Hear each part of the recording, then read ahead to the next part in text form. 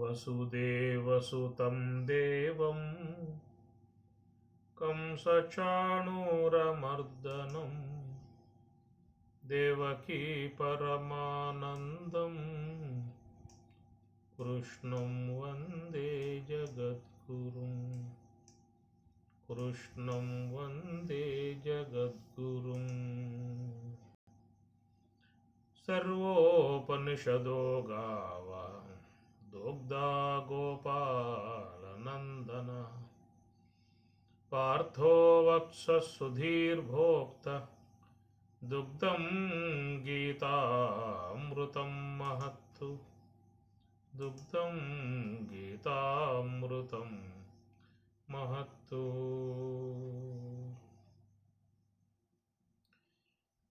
భగవద్గీత 3వ అధ్యాయము కర్మయోగము. అన్నాద్భవంతి భూతాని పర్జన్యాదన్న సంభవః యజ్ఞాద్భవతి పర్జన్యో యజ్ఞః కర్మ సముద్భవః కర్మ బ్రహ్మోద్భవం విద్ధి బ్రహ్మాక్షర సముద్భవం తస్మాత్ సర్వగతం బ్రహ్మ నిత్యం యజ్ఞే ప్రతిష్ఠితం.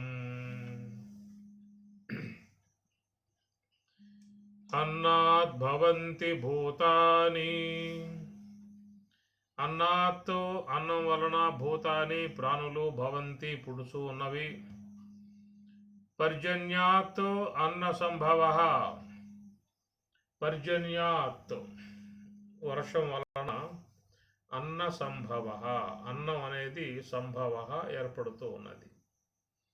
యజ్ఞాత్ భవతి పర్జన్య, యజ్ఞాత్ యజ్ఞం వలన పర్జన్య అనగా వరుణదేవుడు వర్షం భవతి కలుగుతూ ఉన్నది. యజ్ఞ కర్మ సముద్భవ, యజ్ఞం వలన కర్మ సముద్భవ, కర్మ సముద్భవ కర్మ వలన యజ్ఞం ఏర్పడుతూ ఉన్నది. కర్మ బ్రహ్మోద్భవం విద్ధి, కర్మ అనేది బ్రహ్మ ఉద్భవం, బ్రహ్మ వల్ల ఈ కర్మ ఏర్పడుతూ ఉన్నది.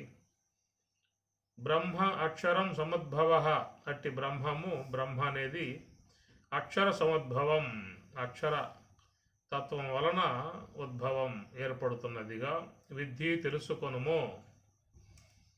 తస్మాత్ ఆ కారణం చేత సర్వగతం బ్రహ్మ అంతటా వ్యాపకమై ఉన్నటువంటి ఆ బ్రహ్మము నిత్యం యజ్ఞే ప్రతిష్ఠితం, నిత్యే ఎల్లప్పుడూ, నిత్యం ఎల్లప్పుడూ యజ్ఞమునందు ప్రతిష్ఠితం ప్రతిష్ఠింపబడి ఉన్నది అనే 2 శ్లోకాలలో స్వామివారి ఇక్కడ ఒక చక్కటి అంశాన్ని మనకి అందిస్తూ ఉన్నారు. దీంట్లో పారమార్థికమై ఉన్నటువంటి అంశాలు ఉన్నాయి, ఇటు భౌతికమునకు చేరి ఉన్నటువంటి అంశములు దీంట్లో చేరి ఉన్నాయి. ప్రథమంగా స్వామిగారు చెప్తూ అన్నాత్ భవంతి భూతాని, భూతాని భూతం భూతే భూతాని, భూతం అంటే భవతి ఇది భూతం, పుట్టింది కాబట్టి భూతము అంటారు. లోకములో ఉన్నటువంటి జీవులన్నీ కూడా భూతాలే. మనం ఏదో భూతం అని చెప్పి అనగానే ఇంకా వేరే వేరే భావాలకు పోతాం, భయానక వాతావరణం సృష్టించుకుంటూ ఉంటాం. కాబట్టి భూతం అంటే మన ఊహలలో ఉన్న భూతం కాదు. భూతం అంటే లోకంలో పుట్టినటువంటి ప్రతి ప్రాణి భూతమే. సమస్త మానవులు, జీవులు, పశువులు, పక్షులు, క్రిములు, కీటకాలు, దోమలు, చేమలు, నల్లులు, ఇవన్నీ మరి పుట్టుక అనేది ఏర్పడుతున్నాయి, వాటికి జన్మ అనేది ఏర్పడుతున్నది. అయితే ఆ పుట్టుకల విధానాలను మనకి భిన్నంగా చెప్పుకొచ్చారు. అండజములు, శ్వేతజములు, ఉద్బీజములు, యోనిజములు అని ఇట్లాగా ఈ పుట్టేటువంటి జీవులు 4 రకాలుగా చెప్తున్నటువంటి విధానం. అండజములు అన్నప్పుడు పక్షులు, పాములు, దోమలు ఇవన్నీ అండజాలే. అండం అంటే గ్రుడ్ అన్నమాట. అండజాలం నుంచి చాలా జీవులు పుడుతూ ఉన్నాయి. పక్షులన్నీ కూడా అండజాతికి చెందినటువంటి పాములు, దోమలు, ఇంకా తాబేళ్ళు, ఈ మొసళ్ళు, నీటిలో సంచరించేటువంటి మత్స్యములు, చేపలు కూడా అండజాలే, గుడ్లు పెడతాయి. మత్స్యములు గుడ్లు పెట్టి పొదిగి పిల్లలను చేసుకుంటాయి. అట్లనే మనం చూస్తే ఈ కూర్మములు, తాబేళ్ళు అవి కూడా సముద్ర తీరములో, ఏటి తీరములో, ఇసుకలో గుడ్లు పెట్టి వెళ్ళిపోతాయి. తర్వాత కాలంలో పిల్లలై మళ్ళీ అక్కడ నుంచి నీటిలోకి వెళ్ళిపోతాయి. అట్లా తాబేళ్ళు కానీ మొసళ్ళు కూడా గుడ్లు పెట్టే విధానమే. ఇట్లా చూస్తే ఇవన్నీ కూడా అండజములు అంటారు. అండముల నుంచి అవన్నీ కూడా పుట్టేటువంటి విధానం. అట్లా జీవుల లోకంలో పుడుతూ ఉన్నాయి. శ్వేతజములు, శ్వేత అంటే చెమట అంటే మురికి తీసుకోండి. మురుగు కాలువలు, డ్రైనేజీ కాలువలు, ఇతర కుళ్ళిపోయి ఉన్న పదార్థాలు ఎన్నో ఉంటాయి. వాటి నుంచి అనేక జీవులు, సూక్ష్మజాలాలు పుడుతూ ఉంటాయి. అవి కూడా ప్రాణులే. వాటికి సూక్ష్మదేహము, వాటికి ఇంద్రియాలు, వాటికి కాళ్ళు, చేతులు, ముఖం, ప్రాణము, దశవేద ప్రాణవాయువులు, జ్ఞానేంద్రియాలు, కర్మేంద్రియాలు, అంతరేంద్రియాలు, అన్నవాహిక, వాటికి ఆహారం, పన్నులు, నాలుక, గమనం చేసేందుకు చేతులు, కాళ్ళు. ఇట్లాగా మనం చూస్తే చిన్న చిన్న జీవులు కూడా వాటి నిర్మాణ విధానం అంతా కూడా ఒకటే. కాబట్టి ఆ ప్రకారంగా శ్వేతజములు అంటే మాలిన్యజములు, మాలిన్యాల నుంచి మురిగిపోగా పదార్థాలు, వాటి నుంచి అనేక జీవులు పుడుతూ ఉంటాయి. మాలిన్యజములుగా చెప్పారు.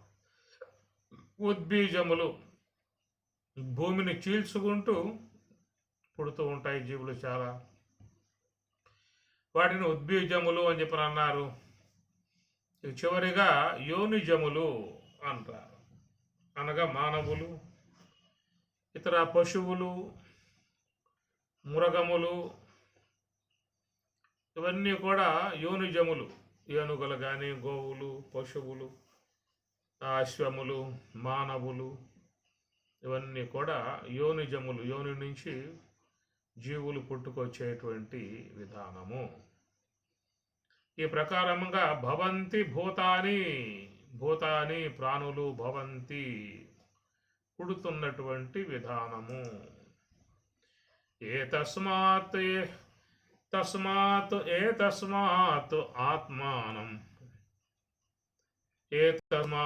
ఆత్మన ఆకాశ సంభూతః ఆకాశాద్వాయుః వాయోః అగ్నేః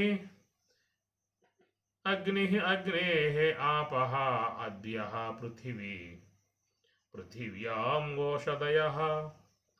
ఓషధిభ్యో అన్నాత్ పురుషః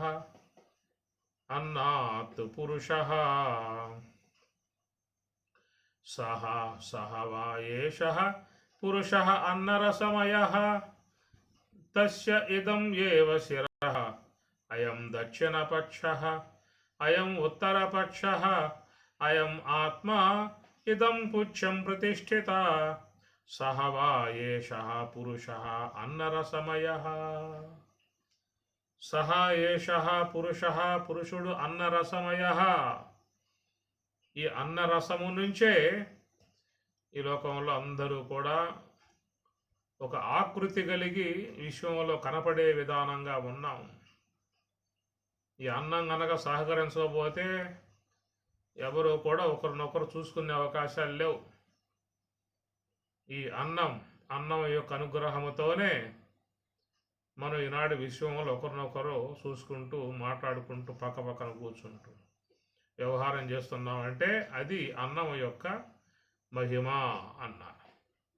అన్నాద్వై ప్రజాః ప్రజాయంతే యాః కాశ్చ పృథివీం శ్రితాః అథ అన్నేన ఏవ జీవంతి అథ ఏన తు అపి యంతి అంతతః అన్నం హి భూతానాం జ్యేష్ఠం తస్మాత్తు సర్వౌషధం ఉచ్యతే సర్వం సర్వం ఏతే అన్నం ఆప్నువంతి ఏ అన్నం బ్రహ్మోపాసతే అన్నం హి భూతానాం జ్యేష్ఠం తస్మాత్తు సర్వౌషధం ఉచ్యతే అన్నాత్తు భూతాని జాయంతే జాతాని అన్నేన వర్ధంతే అద్యతే అత్తి చ భూతాని తస్మాత్ అన్నం తత్తు ఉచ్యతే ఇతి తస్మాద్వాయే తస్మాదన్నరసమయాత్ అన్యోంతర ఆత్మా ప్రాణమయః అన్నాద్వై ప్రజాః ప్రజాయంతే అన్నాద్వై అన్నం వలననే ప్రజాః ప్రజలందరూ కూడా ప్రజాయంతే పుడుతూ ఉన్నారు అని చెప్పనన్నారు. ఈ విధముగా భగవంతుడు ఒక నిర్మాణాత్మక విధానములో ఆయన గారు ఏర్పాటు చేసుకున్నటువంటి అంశము ఇందా చెప్పుకున్నట్లుగా మరి ఏ తస్మాద్ ఆత్మన ఆకాశ సంభూత ఆకాశాద్ వాయు వాయో అగ్ని అగ్నే ఆపః అద్య పృథివీ పృథివ్యాం ఓషధయ ఓషధేభ్యో అన్నం. ఇట్లాగా మన తైత్రీయంలో ఈ మాటలన్నీ కూడా వస్తాయి. కాబట్టి ఆత్మ నుండి ఆకాశ సంభూత ఆకాశము అనేటువంటిది ఏర్పడిందని చెప్పి అన్నారు. కాబట్టి ఆకాశము నుంచి మరి వాయువు అనేది ఏర్పడింది. ఆకాశంలో చలనం లేదు, కదలికలు లేవు. కదలికలు లేకుండా ఉన్నటువంటి దాని నుంచి కదలికలు కలిగినటువంటి ఒక పదార్థం ఏర్పడింది. దాన్నే వాయువు అని చెప్పి అన్నారు. కాబట్టి ఆ వాయువు అనేటువంటి దాని నుంచి ఏర్పడేటువంటిది అగ్ని, తేజస్సు. అది ఒక అద్భుతమైనటువంటి యొక్క సృష్టి క్రమం సర్వేశ్వరుడు ఏర్పాటు చేశాడు. ఆ అగ్ని అనేటువంటిది రూపం కలిగినటువంటి వస్తువు. అక్కడి నుంచే ఈ రూపం అనేది సంతరించుకున్నది. కనపడే విధానం ఒక అగ్ని కాడి నుంచే ఏర్పడింది తప్ప పైన రెండు కనపడవు. ఈ కనపడేటువంటి అగ్ని నుంచి మరి జలం అనేటువంటిది ఘనీభవించిన పదార్థం, అగ్ని కంటే కొంచెం స్థూలమై ఉన్న పదార్థం జలం అన్నమాట. అగ్నిని పట్టుకోలేం, జలాన్ని దోషులతో పట్టుకోవచ్చు. మరి అలాంటి ఆ రూప సహితమై ఉన్నటువంటి జలము నుండి ఈ పృథివీ అనేటువంటిది ఏర్పడింది. ఇక దాంతో స్వామివారు పంచభూత విధానాలని ఆపేశాడు. ఈ భూత నిర్మాణం అనేది ఈ పృథివీ దాకా తీసుకొచ్చాడు, అక్కడ స్టాప్ చేశాడు. ఈ పృథివీ నుంచే అనేకమైనటువంటి జీవుల్ని ఉత్పత్తి చేసేటువంటి మార్గ విధానాలని స్వామివారు ఏర్పాటు చేసుకున్నాడు. కాబట్టి ఆ ప్రకారంగా ఈ పృథివీని మాతగా చెప్పుకొచ్చారు. ఆ మేధిని అబ్దిమేఖల వసుంధర పృథివీ, ఈమె సమస్త జీవులకు జన్మనిచ్చేదిగా ఉన్నది. పృథివీ యోని అని మన గాయత్రి మహామంత్రంలో అమ్మవారి విషయం చెబుతూ పృథివీ యోని, పృథివీ యోని అన్నారు. దాని నుంచే ఈ స్థూలమైనటువంటి యొక్క ఆకృతులు అన్నీ కూడా ఏర్పడుతూ ఉన్నాయి. ఆ పృథివీ నుంచే సస్యములు కానీ అనేటువంటి యొక్క పదార్థములు అన్నీ కూడా పృథివీ నుంచే వస్తూ ఉన్నాయి. ధాన్యములు కానీ, పప్పులు కానీ, కూరగాయలు కానీ, పండ్లు కానీ, ఇవన్నీ కూడా చూస్తే పృథివీ నుంచే ఏర్పడిన విధానము. వాటి నుంచి మరి ఈ యొక్క జీవ ఉత్పత్తి చేసే విధానాన్ని సర్వేశ్వరుడు ఒక ప్రణాళికను ఆయన గారు ఏర్పాటు చేసుకున్నాడు. ఆ ప్రణాళిక విధానమే అన్నాత్. అన్నాద్వై ప్రజా ప్రజాయంతే. అన్నాద్వై అన్నము నుండే ప్రజా ప్రజాయంతే. లోకంలో ప్రజలు అంటే కేవలం మానవులే కాదు, ప్ర అనేది ఉపసర్గ. ఉపసర్గ పక్కన పెట్టేస్తే ఏముంటుంది? ప్ర పక్కన పెట్టేస్తే జా ఉంటుంది. జా అంటే పుట్టటం. జనని, జనకులు అంటాం కదా. అనగా తల్లిదండ్రులు, మనల్ని కన్నటువంటి వాళ్ళు జనని జనకులు, వారి వలన ఈ దేహాలు అనేటువంటి ఏర్పడ్డాయి కాబట్టి జా అని చెప్పని అంటారు. జా అంటే పుట్టటం. ప్రజా అంటే విశేషముగా పుట్టిన విధానాన్ని ప్రజా అని చెప్పని అంటారు. కాబట్టి జా అంటే పుట్టటము. ఈ పుట్టే విధానం లోకంలో ఒక మానవుల అని చెప్పి అన్నట్లయితే అన్ని జీవులకి పుట్టుక ఉన్నది. అనేక ఆకృతులు సర్వేశ్వరుడు ఈ పృథివీ ద్వారా ఆయన గారు అనేక రూపాలని ఏర్పాటు చేసుకున్నాడు. 84 లక్షల రకాలు.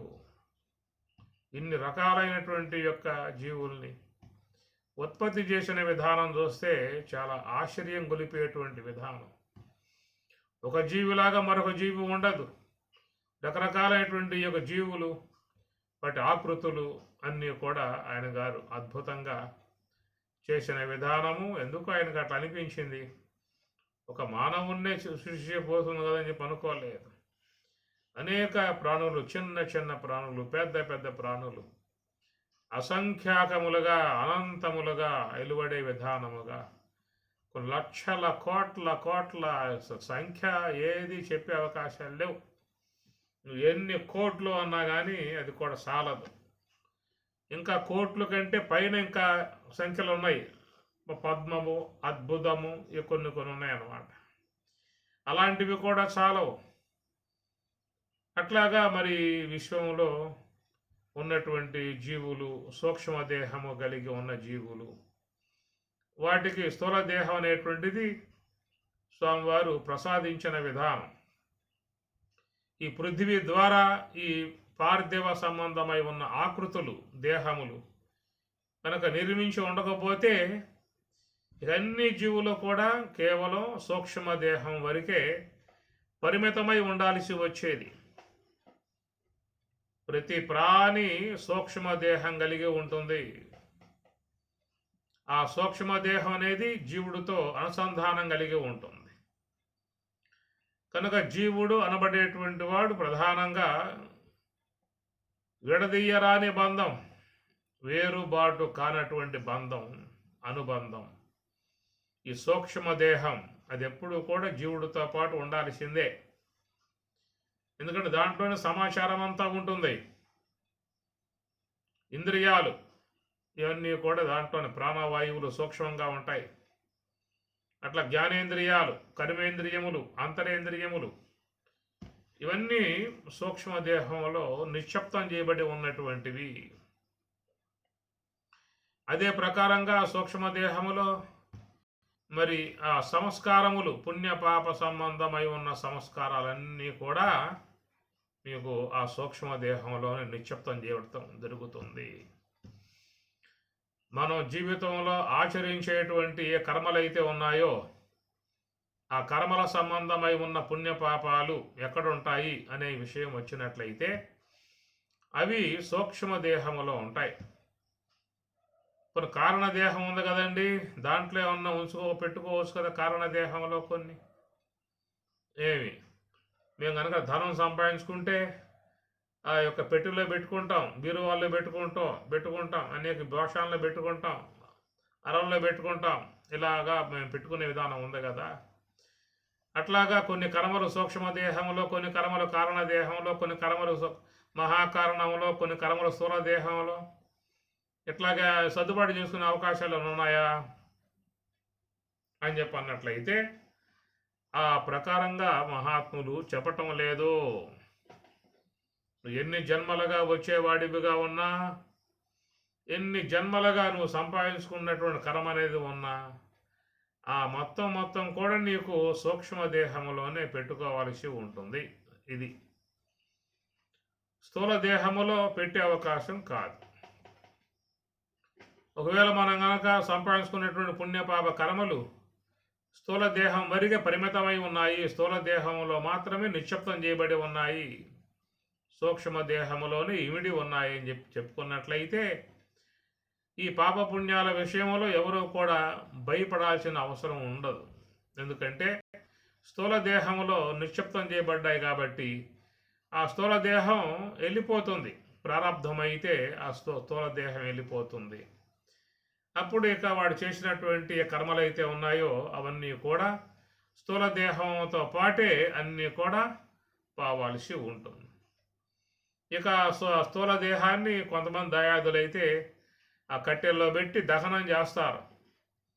చేసినప్పుడు ఇక ఆ స్థూల దేహంలో ఉన్న కర్మలు దాంట్లోనే అట్లాగే కాలిపోవాల్సిన పరిస్థితి ఏర్పడుతుంది.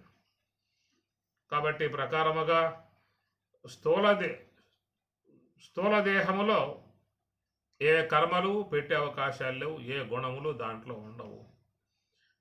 ఎందుకంటే ఇది ప్రారబ్ధానుగుణ్యముగా ప్రాప్తించింది స్థూల దేహం. ప్రారబ్ధం అయిపోయిందా అంటే అది వెళ్ళిపోతుంది. అది కేవలం నీకు భోగాయతనంగా వచ్చినటువంటి యొక్క వస్తువు. అది గత జన్మల సంబంధమై ఉన్నటువంటి కర్మ సంస్కారాలు, దాన్నే సంచిత కర్మని, దాని యొక్క సంబంధముగా ప్రారబ్ధం అనేటువంటి భాగము ద్వారా మనకి ఈ స్థూల దేహం అనేది ప్రాప్తించింది. అది ఏంటంటే సంచిత కర్మలో చేరి ఉన్నటువంటి కర్మ కొంత తీసుకోవడం అవుతుంది.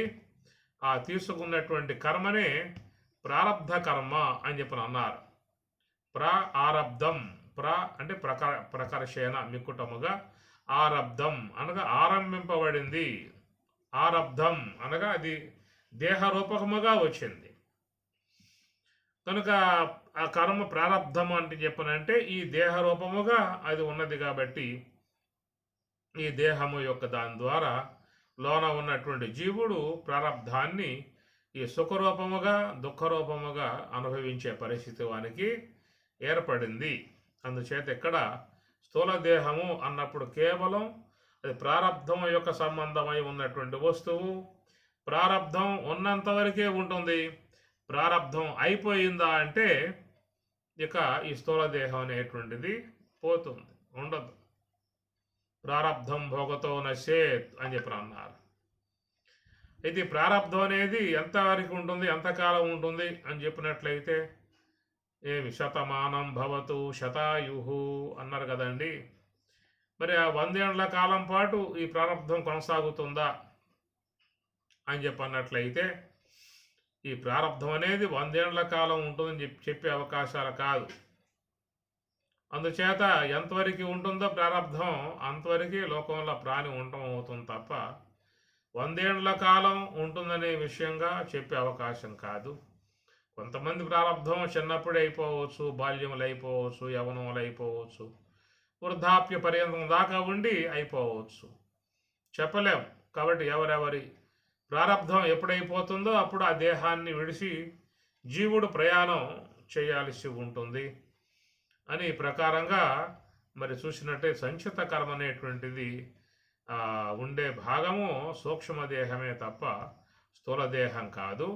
స్థూల దేహంలో ఏదన్నా కర్మ అనేది ఉందనే విషయం చెప్పుకోవాల్సి వస్తే దాన్ని ప్రారబ్ధ కర్మగా చెప్పుకోవాలి.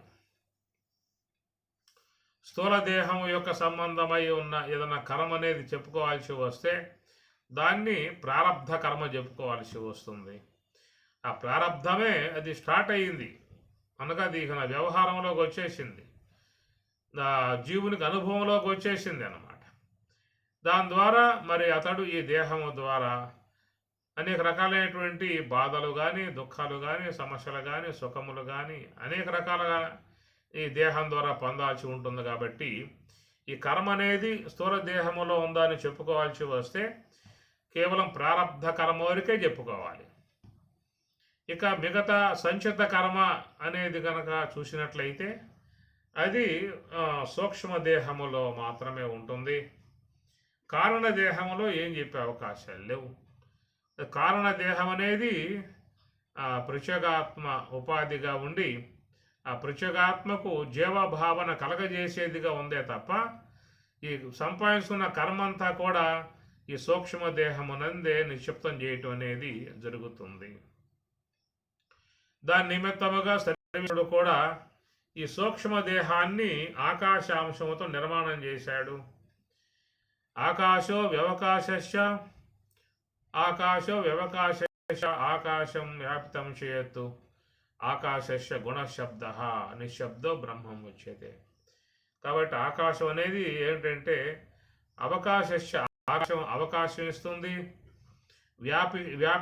వ్యాపకమై ఉంటుంది. ముఖ్యంగా అవకాశం ఇచ్చే గుణము, వ్యాపకమై ఉన్న గుణము రెండు కూడా ఆకాశంలో ఉన్నాయి.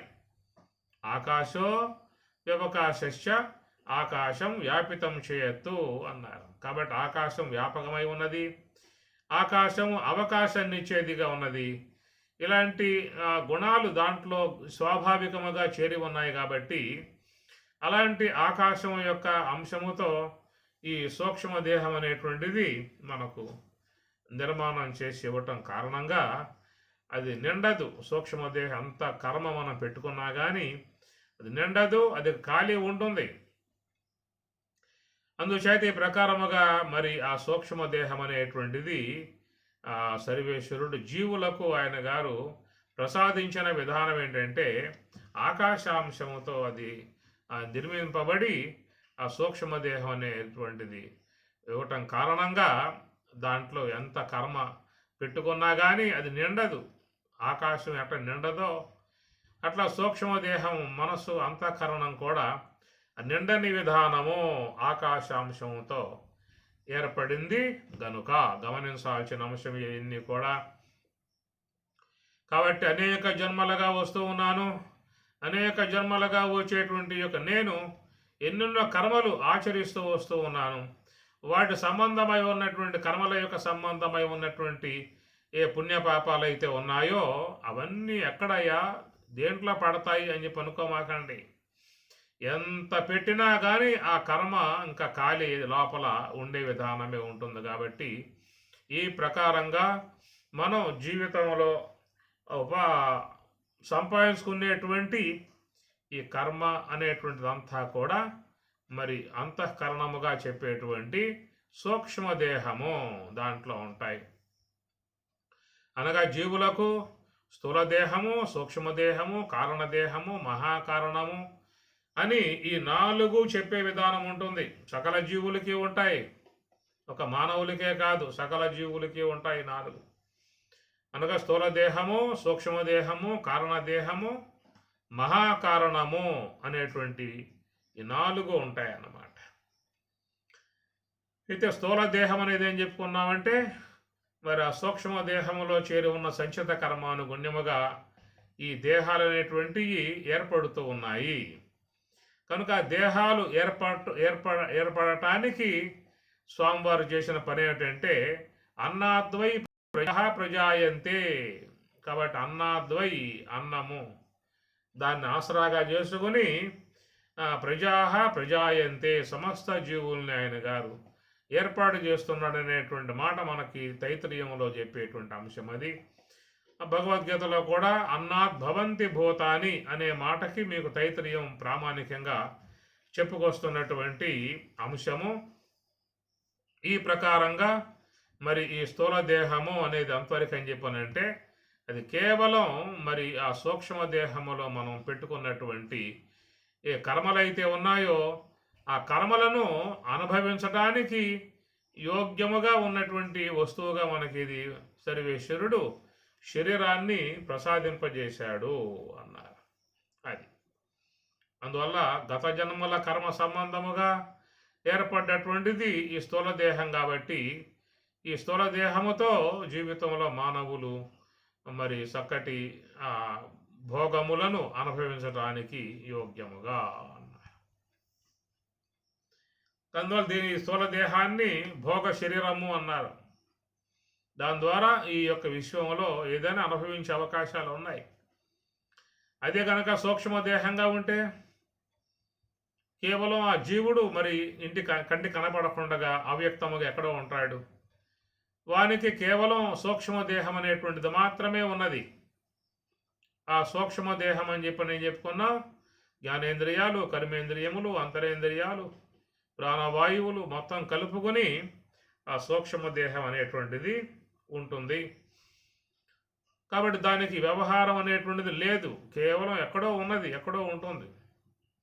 మన కళ్ళ ముందే ఎన్నో ఉన్నాయి జీవులు, సూక్ష్మ జీవులు, సూక్ష్మ దేహాలు కలిగి ఉన్న జీవులు ఎన్నో మన కళ్ళ ముందు ఉన్నాయి, కానీ కనపడవు అవన్నీ కూడా. ఒక జీవి దేహాన్ని సాలించింది అంటే మరి ఆ యొక్క సూక్ష్మ దేహం ఏమవుతుంది? ఆడే తారట్లాడుతూ ఉంటుంది. దానికి పుణ్య విశేషాన్ని బట్టి ఉత్తమ లోకాలు అన్నారు, పాప విశేషాన్ని బట్టి హీన లోకాలు అని మనకి శాస్త్రం చెప్పామాట.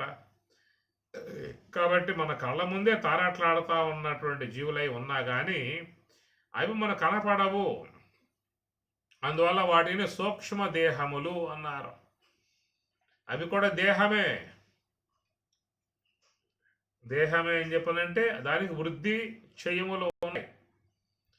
కాబట్టి దేహము అన్నారు. దిహ్యతే అన్నరసేన దహ్యతే ఇది దేహ అని కూడా చెప్పుకొచ్చిన విధానాలు. అందువల్ల మరి ఆ సూక్ష్మము కూడా దేహముగానే చెప్పారు. ఇట్లాగా ఎన్నో సూక్ష్మ దేహాలు విశ్వంలో కోటాను కోట్లగా ఉన్నాయా అని సందేహించమాకండి, ఉన్నాయి. నీవు కూడా కొద్ది కాలం పాటు భూమి మీద ఉంటావు.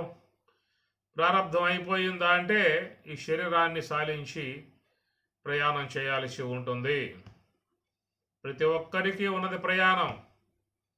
ప్రయాణ కాలే మనసాచలేన భక్త్యా యుక్తో యోగ బలేన చే. ప్రయాణ కాలే పరమాత్మ అంటూ ఉన్నాడు. ప్రతి ఒక్కరికి కూడా ప్రయాణం అనేది ఒకటి ఉన్నది. దాన్ని తప్పించుకోవడానికి అవకాశాలు ఎవరికి కూడా లేవు. కనుక ఎక్కడి నుంచో ప్రయాణమై వచ్చాం. ఎక్కడి నుంచి వచ్చామో తెలియదు. మొత్తానికి విశ్వంలోకి వచ్చాముగా. విశ్వంలోకి వచ్చి ఉన్నటువంటి మనము ఈ విధంగా కంటి కనపడేటువంటి వాళ్ళముగా ఉన్నాము అంటే అది అన్నాద్వై ప్రజాహ ప్రజాయంతే, అన్నము యొక్క అనుగ్రహము అన్నారు. అన్నం పరబ్రహ్మ స్వరూపముగా భావిస్తూ ఉన్నారు. అన్నం బ్రహ్మేతి విజానాత్ అన్నాత్ ఏవ ఖలు యమాని భూతాన్ని జాయంతే. కనుక అన్నం వలననే ఈ సమస్త జీవులన్నీ కూడా ఏర్పడుతున్నాయని చెప్పి అన్నారు. అన్నేన జాతాన్ని జీవంతి. ఈ అన్నం వలన పుట్టినటువంటి యొక్క జీవులు తిరిగి మరలా అన్నాన్ని భుజించి జీవిస్తూ ఉన్నాయి. కాబట్టి అన్నాదేవ ఖలి ఇమాని భూతాన్ని జాయంతి అన్నేన జాతాన్ని జీవంతి అన్నం ప్రయంతి అభిషం విశంతి. ఎప్పుడైతే ఈ జీవులకు మరి ఆయువు అయిపోతుందో, ప్రారంధం అయిపోతుందో, అలాగా మరి అసూలు బాసినటువంటి ప్రాణి ఇక లోపల ఆ సూక్ష్మదేహము మనగలిగే అవకాశం లేదు. ఇక ఆ సూక్ష్మదేహము ఆ స్థూల దేహములో ఉండే అవకాశం లేదు ఇక. కాబట్టి అన్నాత్మికమై ఉన్నటువంటి యొక్క స్థూల దేహములో ఆ సూక్ష్మ దేహం ఉండేటువంటి విధానముగా భగవంతుడు ముడివేశాడు. అది భగవంతుడు ముడివేశాడు. మాంగళ్యం తంతునానేన మమ జీవన హేతునా కంఠే బద్నామి శుభగే సంజీవ శరధాం శతం అని మంత్రం చాలామందికి తెలిసి ఉండవచ్చు. ఎందుకంటే అందరూ కూడా తాలిబొట్టు కట్టి ఉన్నారు కాబట్టి. ఈ ప్రకారముగా మరి ఈ ముడి వేయబడ్డటువంటి విధానం లోకంలో చూస్తూ ఉన్నాం. ఒక స్త్రీకి పురుషునికి శాశ్వత బంధముగా ఏర్పడేటువంటి విధానం. మాంగళ్యం తంతునానేనా. తంతునా అంటే దారాలతో అది వెలితిరిగి ఉన్నట్టు ఏర్పడేటువంటి త్రాడు అన్నమాట. దారములతో ఉన్న త్రాడు.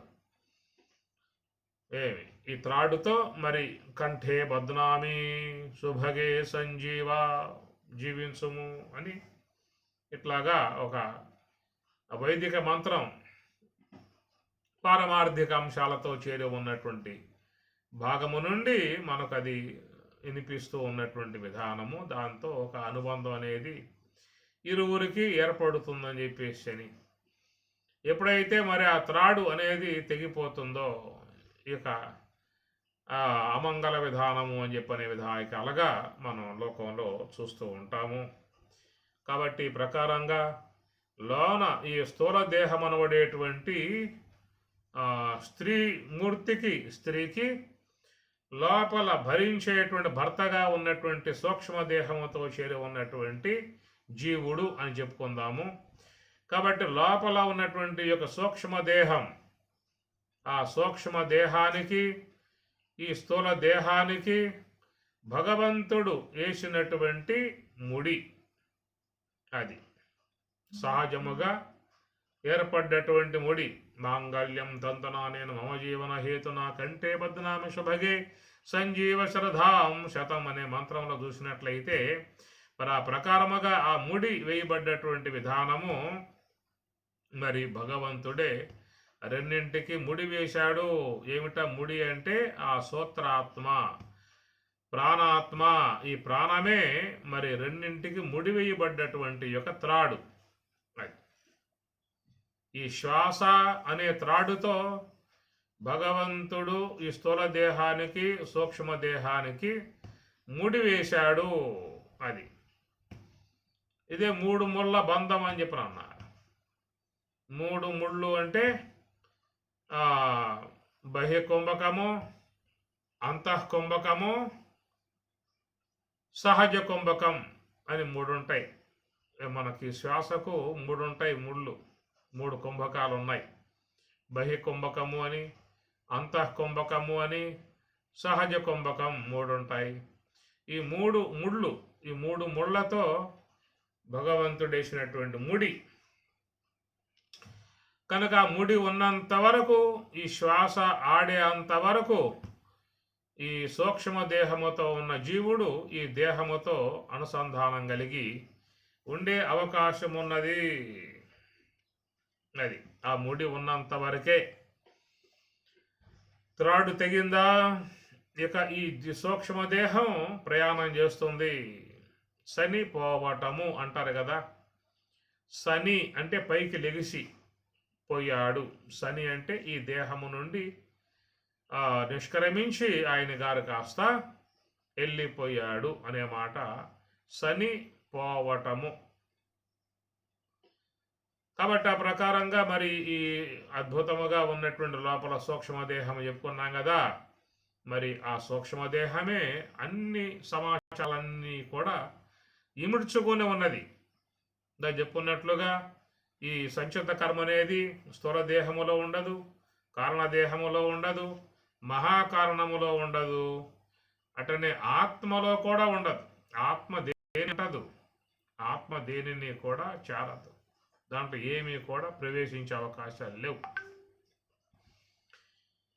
కాబట్టి ప్రకారంగా మరి ఈ కర్మలన్నీ కూడా దేంట్లో ఉంటాయా అని చెప్పనంటే సూక్ష్మదేహములో ఉంటాయి. ఆ సూక్ష్మదేహం అనే పదార్థం చాలా అద్భుతమై ఉన్న పదార్థం. అది చాలా మరి వ్యవహారాలకు, సమస్త వ్యవహారాలకు మూలమై ఉన్నటువంటిది. అనేక కర్మలను నిశ్శబ్దం చేసుకుని గుప్తముగా దాచిపెట్టుకునేదన్నమాట. దాన్నే చిత్రగుప్త అని అన్నారు. చిత్ర అంటే బొమ్మ, గుప్తము అంటే దాయిటం. చిత్రగుప్త. చిత్ర అంటే ఏం చెప్పుకున్నాం? బొమ్మ. బొమ్మలంటే మన జీవితంలో ఎన్నో దర్శించాం కదా. నువ్వు ఏ యొక్క తలంపు వచ్చితే నీకు ఆ తలంపు అనుగుణ్యముగా ఆ రూపం గోచరిస్తుంది. ఎవరినైతే అనుకుంటావో ఎమ్మటి నీ కంటిలో ఆ రూపం గోచరిస్తుంది. ఈ ప్రకారంగా ఆ ముద్రలన్నీ కూడా లోపల ఆయన గారు నిశ్శబ్దము చేసి ఉంచారు. కాబట్టి ఆ సూక్ష్మదేహాన్ని మనం చిత్రగుప్తుడుగా చెప్పుకోవాల్సి ఉన్నది. చిత్ర అంటే బొమ్మ, గుప్తం అంటే దాయటం. మనం జీవితంలో ఏవైతే ఆచరించామో గత జన్మలలో ఏవైతే చేసుకుంటూ వస్తూ ఉన్నామో వాటి సంబంధమై ఉన్నటువంటివన్నీ కూడా సంస్కారాలన్నీ కూడా సూక్ష్మ దేహంలోనే ఉంటాయి. కాబట్టి ఇంద్రియాలతో పాటు సంచితాది కర్మలు కూడా మరి సూక్ష్మ దేహంలోనే చేరి ఉంటాయి. ఇంకా వాటితో పాటు మరి మీకు భగవద్గీత 16వ అధ్యాయంలో చెప్పేటువంటి ఈ దైవీ గుణాలు కానీ ఆసురీ గుణాలు కానీ ఈ మొత్తం కూడా మీకు సూక్ష్మ దేహంలోనే ఉంటాయి, ఎక్కడా ఉండవు. దైవీ గుణాలు ఆసురీ గుణాలు రెండు ఉంటాయి దేహంలో. అదే కొంచెం వివేకవంతులు విజ్ఞానవంతులు దైవ భక్తి కలిగినటువంటి వారు ధ్యానపరులై సాత్వికులై ఉన్నటువంటి వాళ్ళైతే ఆ సూక్ష్మ దేహంలో ఉన్నటువంటి ఆ దైవీ గుణాలని తన వ్యవహారములో వాళ్ళు వాడుకుంటారు. కాబట్టి వారు ప్రశాంతముగా నిర్మలముగా నిశ్చలముగా ఆనందముగా ఎవరితో గొడవలు లేకుండగా కొట్లాట్లో కాట్లాట్లో ఏ వైరాలకు పోకుండగా వాడు కొంచెం భద్రపడుతూ ఇతర వాడి జోలికి పోకుండగా తనను తాను కాపాడుకుంటూ నిరంతరంగా మరి ఆ దైవీ గుణాలతో వాడి జీవితాన్ని కొనసాగించుకుంటూ పోతాడు. అలాంటి వారు ధన్యులు. కొంతవరకు వాళ్ళ పుణ్యం కూడా సంపాదించుకుంటారు, జ్ఞానం సంపాదించుకుంటారు, ఇతరుల పట్ల మంచితనాన్ని మంచి గుణాలను సంపాదించుకుంటారు. అందరితో స్నేహభావన, అందరితో మంచితనంగా ప్రవర్తించటం, అందరి పట్ల గౌరవంగా ఉండటము, ఆ విధంగా 10 మంది చేత కొనియాడబడే విధానముగా వాళ్ళ జీవనం కొనసాగుతుంది. కాబట్టి అలాగా వారి యొక్క జీవితాన్ని ప్రశాంత జీవితముగా నడపడానికి యోగ్యముగా ఉన్నటువంటి గుణాలు దైవీ గుణాలు అవన్నీ ఎక్కడున్నాయి అని చెప్పినట్టు మీ యొక్క సూక్ష్మ దేహంలోనే ఉన్నాయి. ఎవరి సూక్ష్మ దేహంలో వాళ్ళ గుణాలు ఉన్నాయి. ఆ ప్రకారంగా భగవంతుడు నిర్మించాడు. అటనే కొన్ని మరి ఆశ్రయ సంబంధమై ఉన్న గుణాలు, అవి తమస్సు వల్ల రజస్సు వల్ల ఏర్పడేటువంటి గుణాలు కూడా మరి ఆ సూక్ష్మ దేహంలోనే నిక్షిప్తం చేసుకుని ఉన్నాయి. ఈ ప్రకారంగా చూస్తే మన లోకంలో మరి దైవీ గుణాలను తన వ్యవహారంలో వాడుకునేటువంటి వాళ్ళను మనం ఎంతమంది చూస్తూ ఉంటాం. అంతకంటే మిక్కుటముగా ఈ రజస్సు తమస్సు యొక్క సంబంధమై ఉన్న ఆశ్రయ గుణాలను ముందు పెట్టుకుని చాలామంది వ్యవహారం చేసేటువంటి వాళ్ళు కూడా ఉన్నారు. చాలామంది ఉన్నారు. వీళ్ళు దైవీ గుణాలను వ్యవహారంలో పెట్టుకుని జీవించే వాళ్ళకంటే ఆశ్రయ గుణాలను ముందు పెట్టుకుని జీవించే వాళ్ళ లోకంలో ఎక్కువ శాతం ఉన్నటువంటి విధానం. ఇవన్నీ ఎక్కడున్నాయి అనే మాట చూస్తే నీకు సూక్ష్మ దేహంలోనే ఉన్నాయి. దైవీ గుణాలు ఉన్నాయి, ఆసురీ గుణాలు ఉన్నాయి.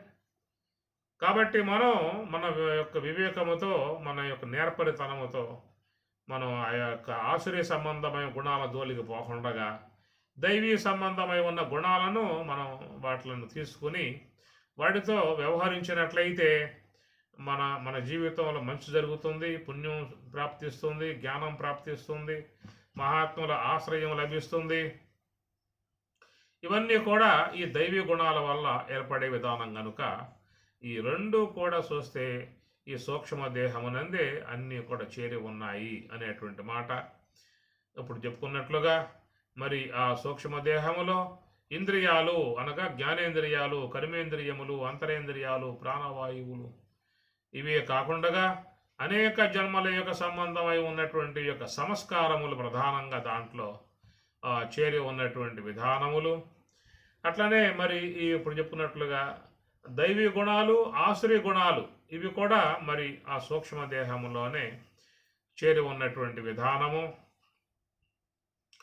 ఇంకా ఏవైతే ఉన్నాయో అవన్నీ కూడా చూస్తే మీకు సూక్ష్మ దేహమే అన్నిటికి నిలయము, అన్నింటికి ఆశ్రయం సూక్ష్మ దేహము కనుక ఆ ప్రకారంగా మరి ఆ సూక్ష్మ దేహం అనబడేటువంటివి ఏర్పడ్డటువంటి విధానము ఎన్నుంటాయి ఈ విశ్వంలో ఈ సూక్ష్మ దేహాలు అనే మాటకి ఎవరు కూడా సంఖ్యా విధానముగా చెప్పడానికి అవకాశాలు లేవు.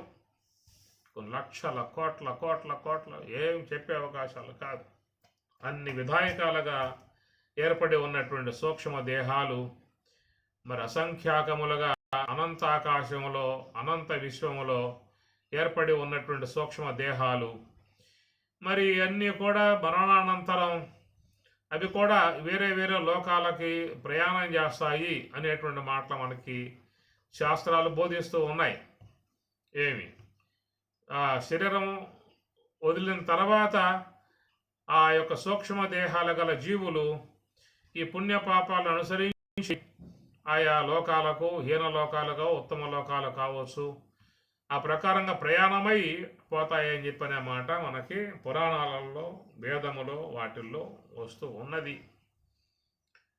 అయితే వాటిని మనం నిర్ధారణ చేయడానికి మనకి ఎలాంటి అవకాశాలు లేవు. శాస్త్రం చెప్పే మాటను మనం చెప్పుకోవటమే తప్ప నిర్ధారణ చేసి మనకి ఆ లోక విధానాలన్నీ ఏవి కూడా కానవచ్చే విధానముగా లేవు. ఈ మరణానంతరం దర్శించుకునేటువంటివి అని చెప్పని అన్నారు. మరణానంతరం కాబట్టి వాటి విషయం మీద మరి ఉన్నవి అనేటువంటి వాళ్ళు వాదన ఉన్నది, లేవనేటువంటి వాళ్ళ వాదన ఉన్నది.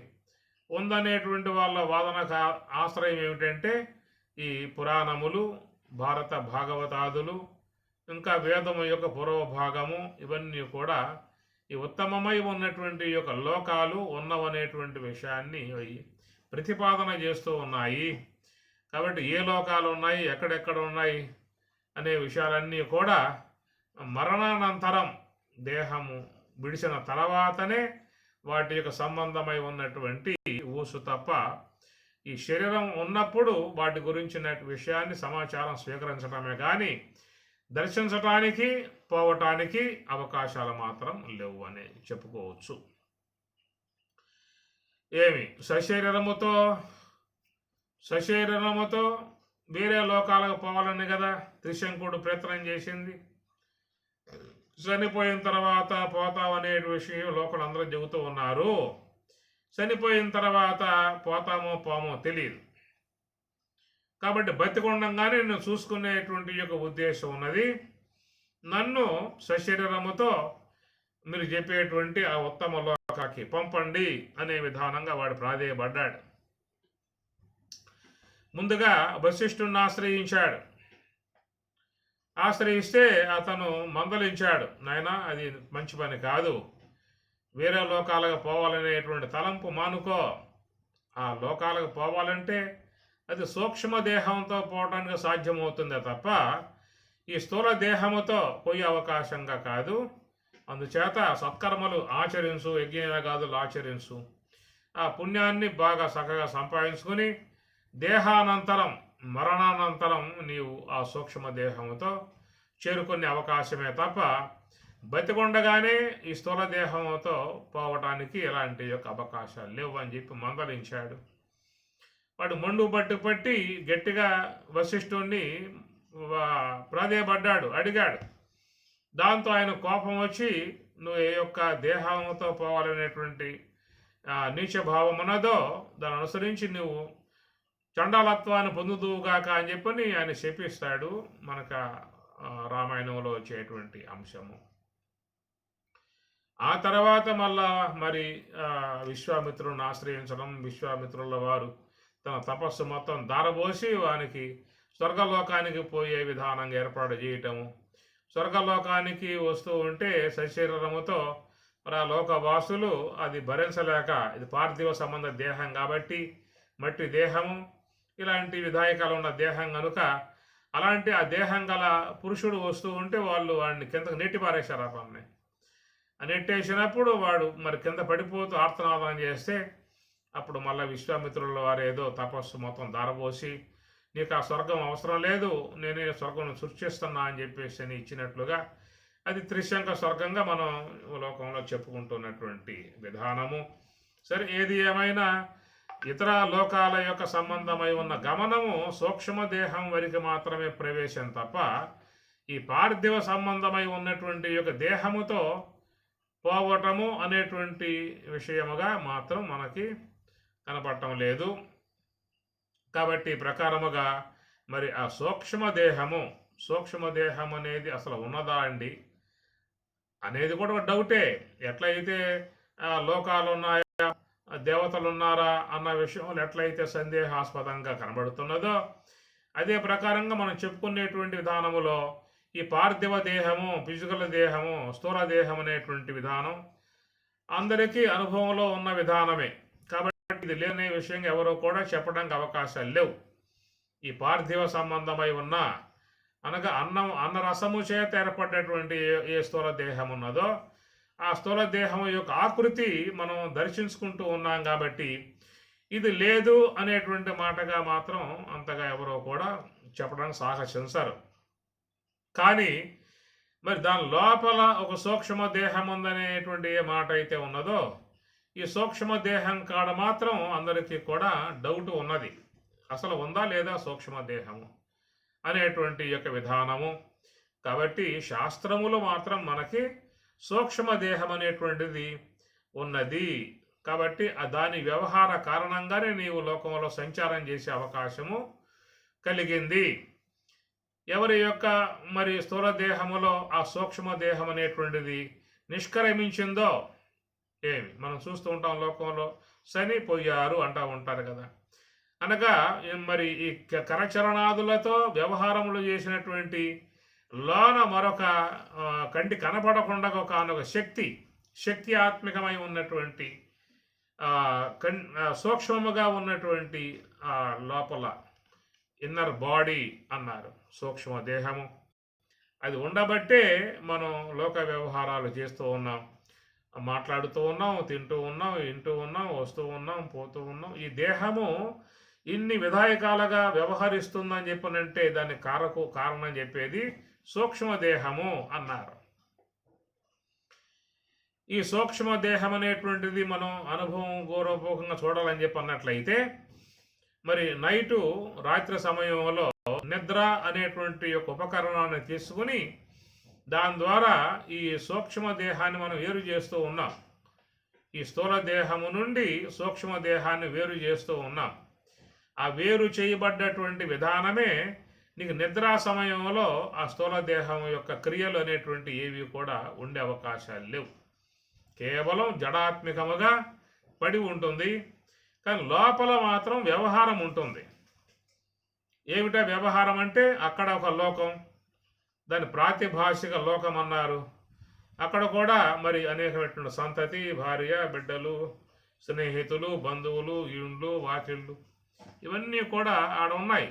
ప్రతి ఒక్కరూ రాత్రి నిద్రా సమయంలో చూసి బయటికి వచ్చి చెప్తూ ఉన్నారు, నాకు రాత్రి ఈ విధంగా ఒక కళ ఏర్పడింది, ఆ కళలో ఈ ప్రకారం అనేకమైనటువంటివన్నీ కూడా చూశాను అని చెప్పని విషయాన్ని చెబుతూ ఉన్నారు.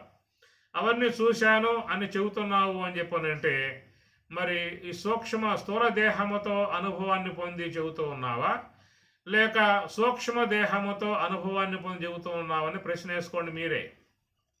అది కాబట్టి నిద్రా సమయంలో అవన్నీ కూడా చూశాను, మా తాతయ్య వచ్చాడు, మా నాన్న వచ్చాడు, మా అమ్మ వచ్చింది, మా స్నేహితులు, వాళ్ళతో వ్యవహారాలు ఇవన్నీ కూడా మరి చూసినప్పుడు అది స్థూల దేహేతర అనేటువంటి వ్యవహారం అది.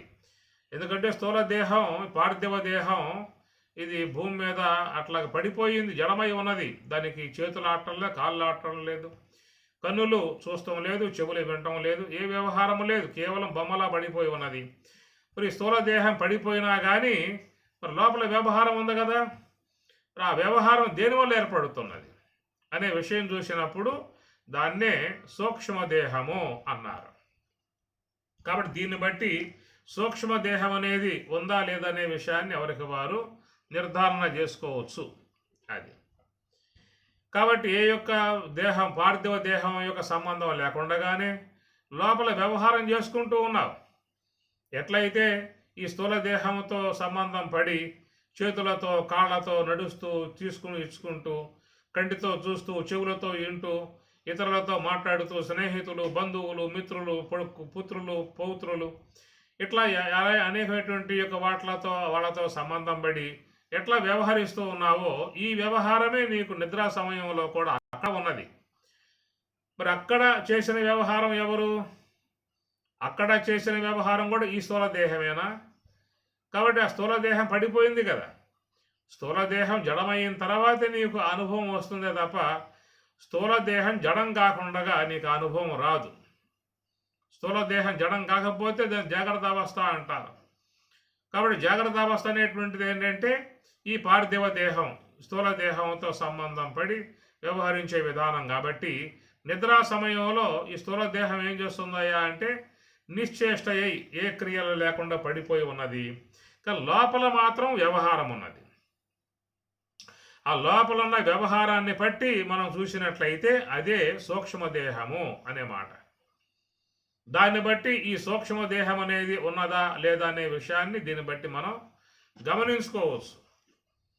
కనుక రాత్రి ఏ యొక్క సూక్ష్మ ఆ స్వప్న లోకాలలో విహరించి అనుభవాన్ని పొందామో మా అనుభవం మనం తిరిగి మళ్ళా జాగ్రత్త అవస్థకు వచ్చిన తర్వాత ఈ దేహము ధరించి మళ్ళా యథావిధిగా ఆ లోకంలోకి సంచారంగా వచ్చిన తర్వాత మనం చెబుతాం, అయ్యా రాత్రి అయితే నిద్ర బాగా పట్టింది, మరి ఆ నిద్రలో అనేకమైనటువంటి స్వప్నాలు అనేటువంటివన్నీ కూడా ఏర్పడ్డాయి, వాటితో వ్యవహరించాను, కొన్ని భయానకంగా ఉన్నాయి, కొన్ని ఆనందాత్మకంగా ఉన్నాయి అన్నటువంటి యొక్క విషయాలు మనం చెబుతున్నాము అని చెప్పనంటే ఆ చెప్పేటువంటి క్రమంలో మరి అక్కడ సూక్ష్మదేహం అనేటువంటిది వ్యవహరించి అనుభవాన్ని పొందింది అనే మాటగా మనం చెప్పుకున్నప్పుడు సూక్ష్మదేహం అనేది ఒకటి ఉన్నది. అది స్థూలదేహం కంటే భిన్నముగా ఉన్నటువంటి ఒకనొక వస్తువు. అది ఇంద్రియాత్మికము, వాసనాత్మికము, గుణాత్మికము ఇవన్నీ కూడా చేరి ఉన్నటువంటి ఒకనొక పదార్థం, మెటీరియల్ కలిగి ఉన్నటువంటి యొక్క వస్తువు. అట్టి ఆ సూక్ష్మదేహాలు విశ్వంలో అసంఖ్యాకములుగా ఎన్నో ఉన్నాయి. ఈనాడు నువ్వు చెప్పుకుంటూ ఉన్నావు, నేను జనించి అప్పుడు 30 ఏళ్ళు అయ్యిందండి, 40 ఏళ్ళు అయ్యిందండి, నాకు ఇప్పుడు 50 ఏళ్ళు అయ్యింది అని చెప్పుకుంటున్నావంటే 50 ఏళ్ళకు పూర్వం లేవా నువ్వు? కనుక ఈ దేహం రాకముందు 50 ఏళ్ళకు పూర్వం నువ్వు ఉన్నావు. ఎట్లా ఉన్నావంటే సూక్ష్మదేహం అనేటువంటి యొక్క పదార్థంతో చేరి ఉన్నావు. జీవుడుగా ఉన్నటువంటి యొక్క నీవు అట్టి ఆ సూక్ష్మదేహముతో చేరి ఉన్నావు. అలాగా సూక్ష్మదేహము కలిగి ఉన్నటువంటి యొక్క నీకు ఒక ఉనికి, ఒక ఆకారము, ఒక ఆకృతి, ఒక వ్యవహార దక్షత ఇవన్నీ కూడా వచ్చాయి అని చెప్పనంటే అన్నాద్వై ప్రజాహ ప్రజాయంతే అన్నాద్భవంతి భూతాని. కాబట్టి ఇక్కడ అన్నం అనేటువంటిది ఒక దాన్ని పరమేశ్వరుడు తీసుకువచ్చాడు. ఎట్లా ఇచ్చాడయా అని చెప్పనంటే ఏ తస్మాదాత్మన ఆకాశ సంభూత ఆకాశాద్వాయు వాయో అగ్ని అగ్నే ఆపః అద్భ్య పృథివీ పృథివ్యాం ఓషధయ ఓషధిభ్యో అన్నం అన్నారు. అక్కడి నుంచి బయలుదేరి స్వామివారు తీసుకువచ్చి అవ్యక్తముగా ఉన్నటువంటి యొక్క ఈ సూక్ష్మదేహం గల జీవులకు శరీరాకృతులు కల్పించడానికి, అవి ప్రసాదించటానికి ఇంత వ్యవహారము సర్వేశ్వరుడు చేసుకోవాల్సి వచ్చింది. అది కనుక ఈ అవ్యక్తముగా ఇంద్రియ అగోచరముగా సూక్ష్మముగా ఉన్నటువంటి ఆ సూక్ష్మ దేహాలకు స్థూల దేహాలు ప్రసాదించడానికి మరి ఆకాశం నుంచి వాయువు, వాయువు నుంచి అగ్ని, అగ్ని నుంచి జలము, జలము నుంచి పృథివీ, పృథివీ నుంచి సస్యాదులు, వాటి నుంచి అన్నాదులు, వాటి నుంచి శుక్ల శోణితములు, స్త్రీ భుజించేటువంటి యొక్క ఆహారం ద్వారా ఏర్పడేటువంటిది దాన్ని శోణితము అని చెప్పని అంటారు, అండాశయం అని చెప్పని అంటారు. ఆ విధముగా అండాశయం ఏర్పాటు చేసిన విధానం ఆయన గారు. పురుషుడు భుజించేటువంటి యొక్క ఆహారం జీర్ణం కాగా దాని నుంచి రేతో కణాలని, జీవ కణాలని ఏర్పాటు చేసి ఆ రెండింటి యొక్క సంయోగాన్ని కలగజేసి విశ్వంలో జీవులు వ్యక్త రూపాలుగా వచ్చే విధానముగా ఆయన తలబెట్టిన విధానము. ఈ రెండు శరీరాలు కలవందే, మరి ఆ రెండు కణజాలాలు చేరందే విశ్వంలోకి ఈ యొక్క స్థూల దేహం అనేటువంటి యొక్క ఉనికి, ఆకృతి వచ్చే అవకాశం అనేటువంటిది లేదు.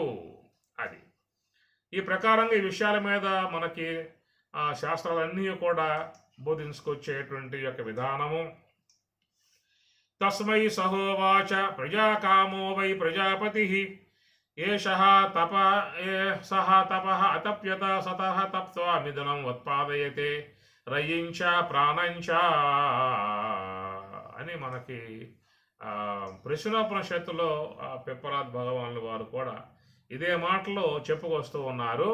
రయించ ప్రాణంచ, కాబట్టి రయించ పదార్థమును, ప్రాణంచ ప్రాణమును ఇట్లా ఏర్పాటు చేసి మరి లోకంలో మిథునం ఉత్పాదయతే మిథునం, రెండింటి కలయిక, దాన్ని మిథునం అని చెప్పని అంటారు. మిథున కర్మ మైథునం అంటారు.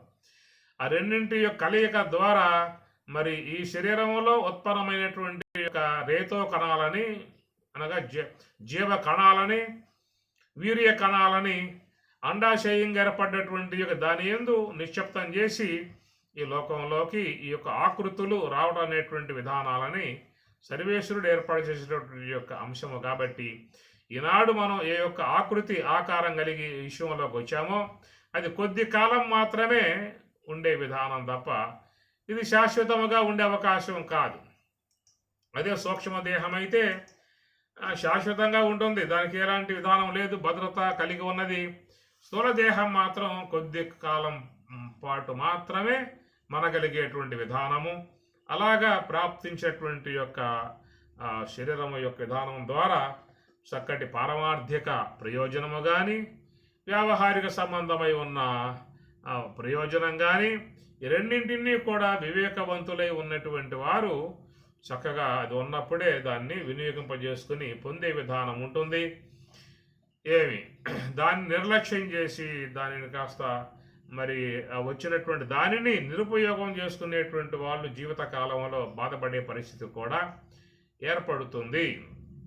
కనుక మళ్ళా ఈ దేహం అనేటువంటిది పోయిన తర్వాత తిరిగి మళ్ళా ఆకృతులు రావాలని చెప్పనంటే అన్నాద్భవంతి భూతాని, అన్నం వల్లనే మళ్ళా రావాల్సినటువంటి పరిస్థితి ఉంటుంది. కాబట్టి పరమాత్మ చక్కటి అంశాలను మనకి 2 శ్లోకాలలో చెప్పుకొస్తూ ఉన్నారు. వాటి విషయాన్ని మళ్ళీ మనం మననం చేసే ప్రయత్నము చేద్దాం, శ్రవణం చేద్దాం. ఓం సహనా భవతు సహనౌ భునక్తు సహ వీర్యం కరవావహై తేజస్వినావధీతమస్తు మా విద్విషావహై. ఓం శాంతి శాంతి శాంతి. హరి ఓం తత్సతు. శ్రీ గురుభ్యో నమః. హరి ఓం.